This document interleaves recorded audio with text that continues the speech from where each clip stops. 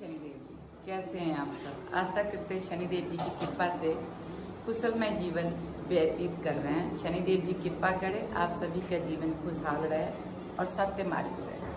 आइए आप सभी को कथा सुनाते हैं। जो समझ लोग एक चीज़ बोलते आ रहे हैं उससे आपको सीख लेना है, ठीक है। सीख लीजिएगा, सत्य मार्ग पे चलिएगा, शनिदेव जी आप पे कृपा अवश्य करेंगे।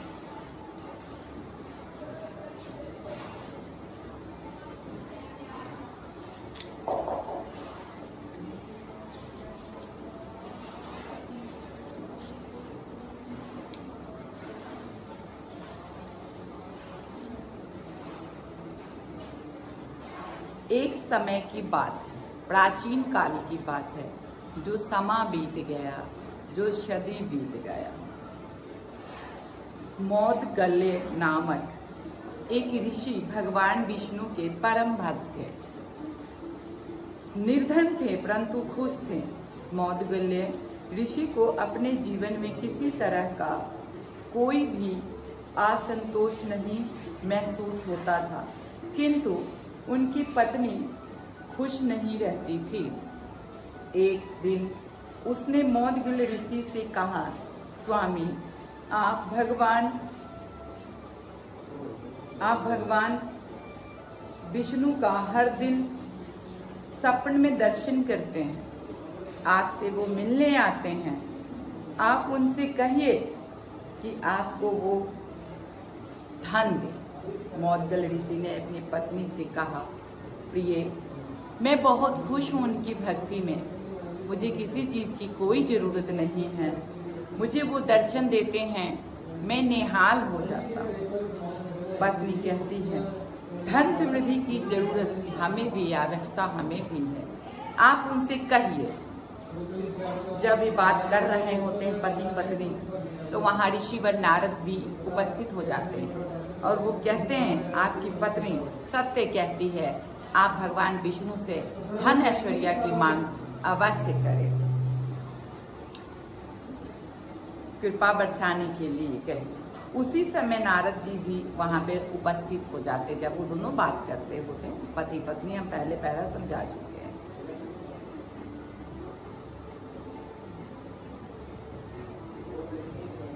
तब नारद जी उनको समझाते हैं कि तुम्हारी पत्नी बिल्कुल सही कह रही है, जैसे हमने पहले समझाया कि तुम अपने भगवान विष्णु से कहो कि तुम्हारे ऊपर वो धन समृद्धि का, वैभव का कृपा बरसाए। याचना क्यों नहीं करते? वो कहते हैं मौदगल्य से, यानी कि उनको कंपेल करते हैं, उनको फोर्स करते हैं कि तुम कहो, तुम क्यों नहीं मांगते हो भगवान से। लेकिन मौदगल्य ऋषि के मन में किसी भी दौलत के लिए कोई भी चीज़ का तृष्णा नहीं होता। वो भगवान विष्णु जी का सपन में ही दर्शन करके निहाल हो जाता है, इससे ज़्यादा वो कुछ मांगता ही नहीं है। वो अपने जीवन में बड़ा खुश रहता है, लेकिन पत्नी उनकी कभी भी खुश नहीं रहती है। अतः वो इस बात के लिए तैयार हो जाता है। जब उसके ऊपर बहुत ज़्यादा दबदबा हो जाता है, पत्नी भी कहती है, नारद मुनि भी समझाते हैं, तब वो मान जाता है और भगवान विष्णु से याचना करने के लिए तैयार हो जाता है। अगले दिन जब भगवान उनके सपन में प्रकट हुए, अगले दिन जब मौदगल्य ऋषि के सपन में भगवान आए, तो मौदगल्य ने कहा, हे देव, मैं सांसारिक सुख वैभव का भोग क्यों नहीं कर सकता।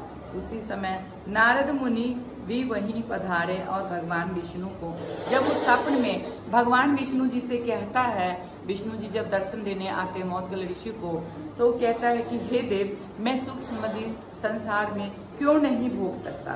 सपन में भी वहाँ पर ऋषिवर नारद आ जाते हैं। यानी कि जो मौदगल्य ऋषि होते हैं वो डायरेक्टली सीधा सीधा भगवान विष्णु से धन दौलत नहीं मांग पाते हैं, ना ही उनको समृद्धि बरसाने के लिए वो कहते हैं।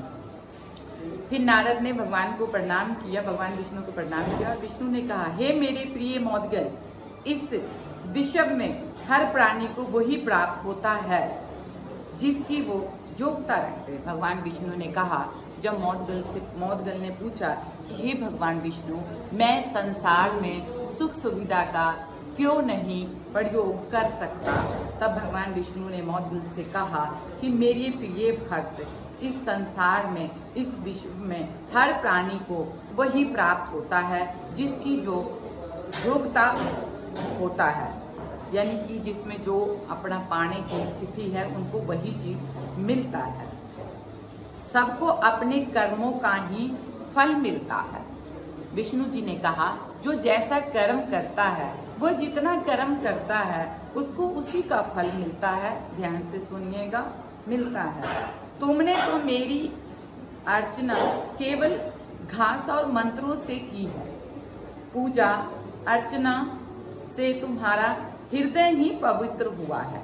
भगवान विष्णु जी ऋषिवर मौदगल्य से कहते हैं कि तुमने मेरी पूजा अर्चना जो भी किया है सिर्फ मंत्रों से किया है, फूल चढ़ाकर किया है, पुष्प चढ़ाकर किया है, तुलसी चढ़ाकर किया है, जिससे तुम्हारा मन जो है बहुत साफ है, पाक है, पवित्र है, शुद्ध है। तुम्हारे मन में कोई लालसा नहीं है, कोई तृष्णा नहीं है, किसी चीज़ को पाने के लिए कोई भी चीज़ तुम्हारे मन में है ही नहीं। किंतु तुमने कभी दान नहीं किया। जब तुम दान कर्म भी करोगे तो उससे कई गुना धन वैभव तुम्हें प्राप्त होगा।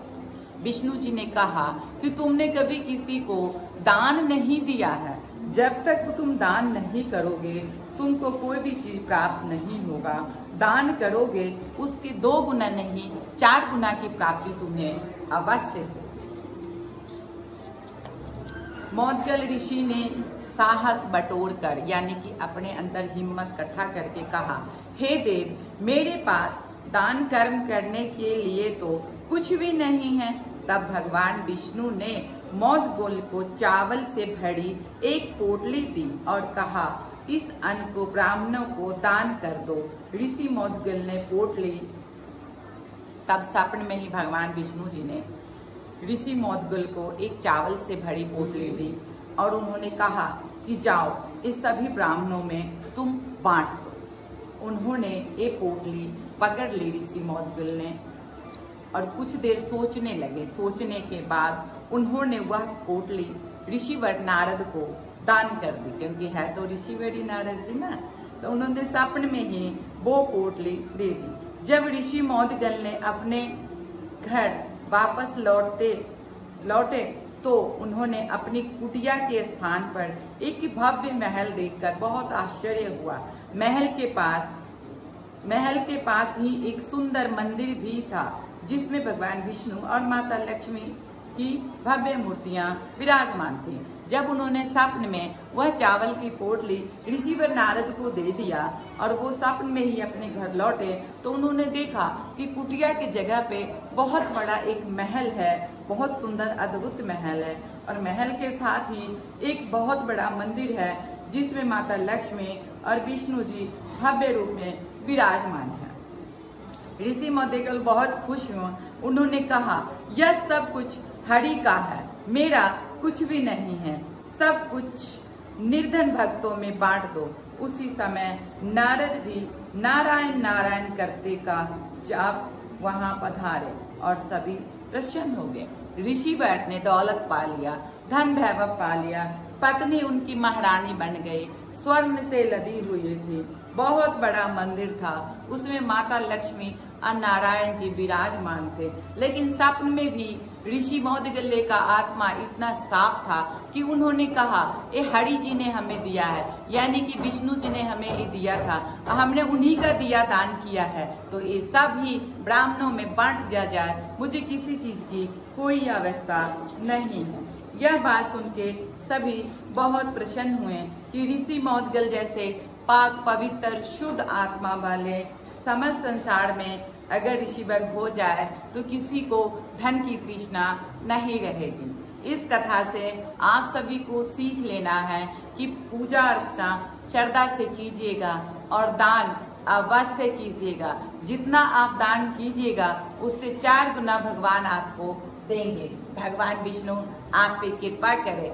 जयकारा माता लक्ष्मी जी दा बोल सच्चे दरबार की जय। जयकारा लक्ष्मी नारायण जी दा बोल सच्चे दरबार की जय। आप सभी के ऊपर सुख समृद्धि प्रदान करे और शनिदेव जी सत्य मार्ग आप सबको दिखाए। जय शनिदेव जी। आप सब खुश रहें, जीवन मंगलमय व्यतीत करें। इस कथा से यही सीख लेना है कि दान पुण्य अवश्य करें, लेकिन इस कथा से एक चीज और भी सीख लेना है कि मन में छल रख के दान कभी न करें। जय शनिदेव जी, जय विष्णु जी, जय हरि विष्णु।